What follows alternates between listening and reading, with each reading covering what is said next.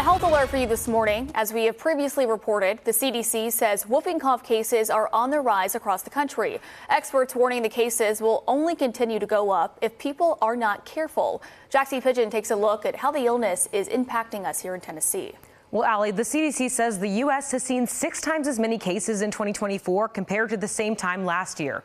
The agency is saying this is likely a return to pre-pandemic patterns where more than 10,000 are typically reported annually. In the most recent data from the CDC, there are currently 261 whooping cough cases in Tennessee, a 262% increase from the same time frame in 2023. Experts believe this year's surge may be in part due to missed vaccinations during the pandemic. They say widespread masking in 2020 and 2021 also helped prevent the spread. Whooping cough is a bacterial infection that often gets confused with other respiratory infections, leading the disease to often go unreported. Health officials say the best way to prevent whooping cough is to get vaccinated. Justice is very unique. It starts off as a cold. Now, it's indistinguishable from a cold. It lasts a week or two.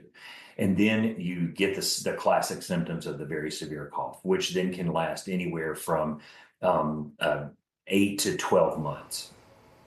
And News 2 reached out to Rutherford County schools, which are closed for the week for Thanksgiving. The district confirmed the presence of cases in its schools ahead of the holiday break. Neil.